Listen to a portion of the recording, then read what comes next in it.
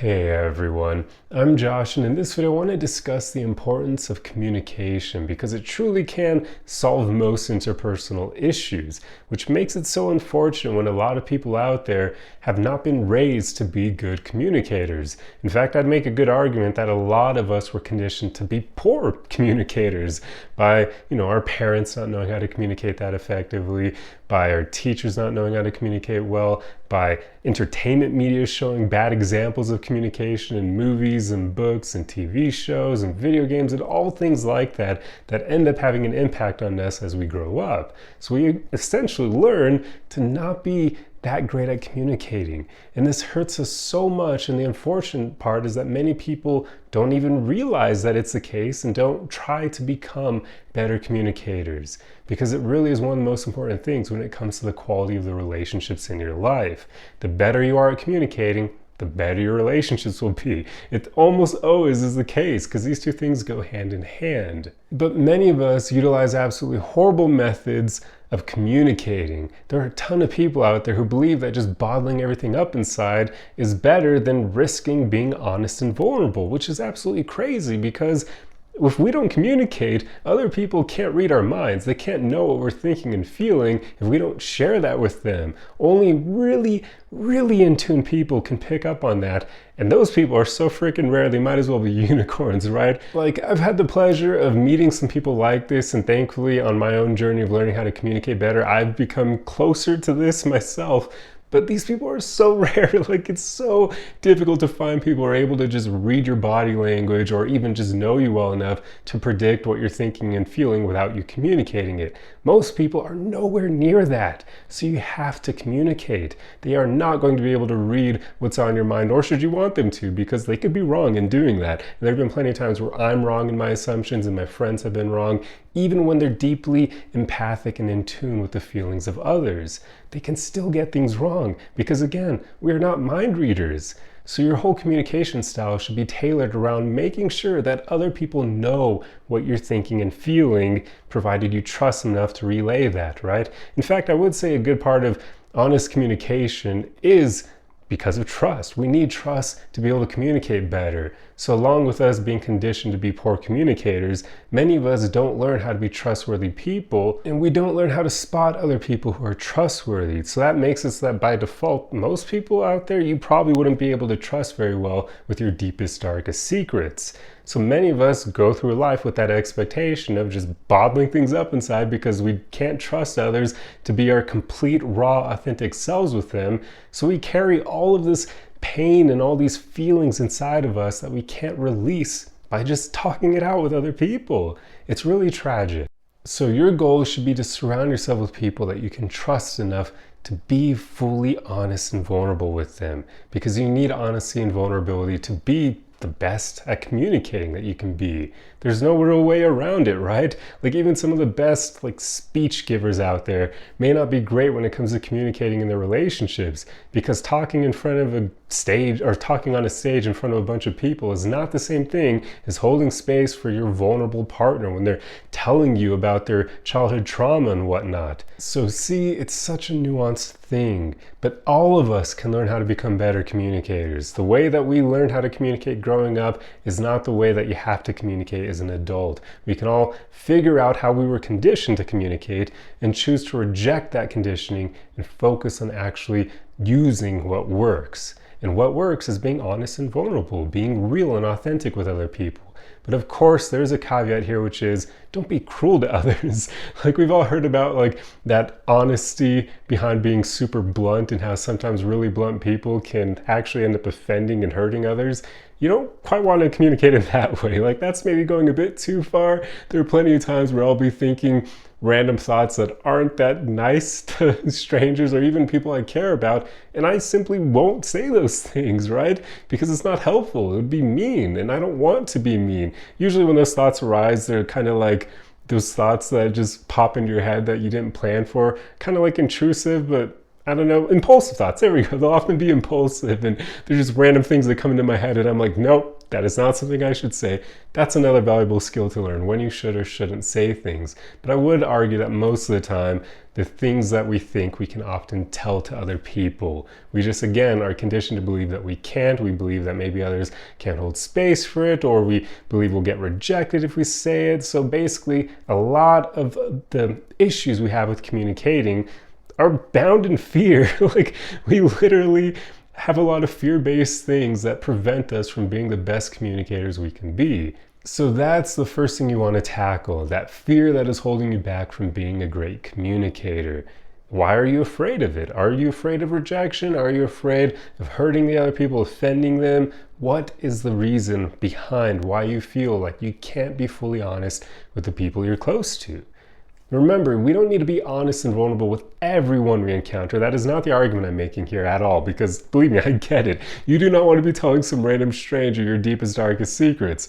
That is not a good idea, but you definitely want to be comfortable enough to tell those things to your close relationships, the people that are closest to you, your friends that you love spending time with, your family members that you can trust on that level, and especially your romantic partners. Because if you can't be completely yourself around them, then why are these people in your life? Are they really adding that much quality to your life if you can't be your true vulnerable self around them? I mean, really think about that. Relationships are only ever as good as the communication involved in them by both parties. So if either of you have an inability to be honest when communicating, it will hurt the relationship. It will hurt the height that you can achieve in connection with that other person.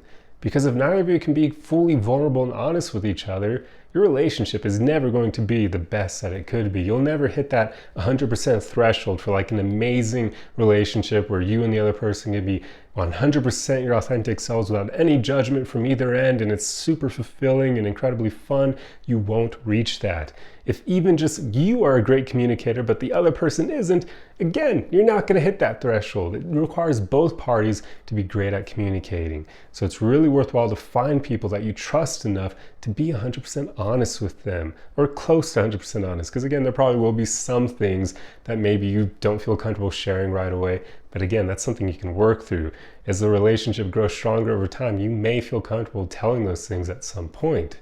To give you a good example of how you want to communicate with people you're close to, whenever there's conflict, something you want to practice is not blaming them, not attacking them, but instead attack behavior or attack the problem itself. So an example of this would be like, let's say your partner in your relationship does something you dislike. Let's say they leave the dishes in the sink even though you told them that you want them to do the dishes right after you cook dinner, because hey, that's, part of being in a relationship. One person will cook, the other person does the dishes. It's a fair balance. But let's say they're not doing their end of that equation.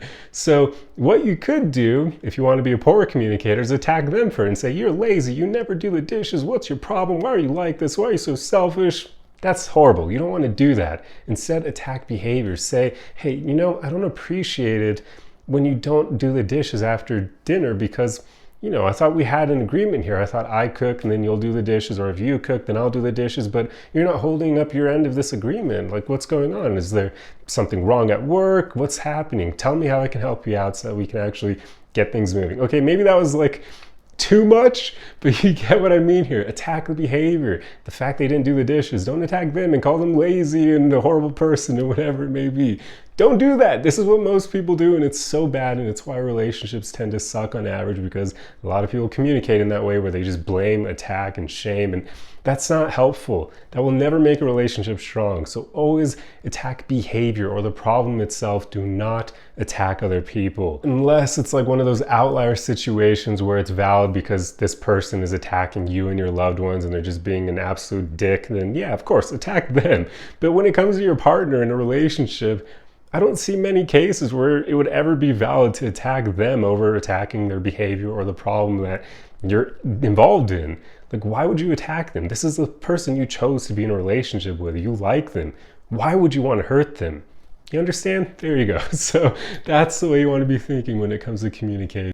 Ideally, in the end, you truly want to be able to feel completely comfortable being honest and vulnerable with your partner. And that would mean getting as close to being able to tell them anything and everything that's on your mind, even sharing trauma and that kind of thing, those deepest, darkest aspects of ourselves, and trusting them to hold space for you. That's like the height of relationships. It's incredibly difficult to find because, yeah, it requires both parties being great communicators, and often you'll have one person who's way better at it than the other.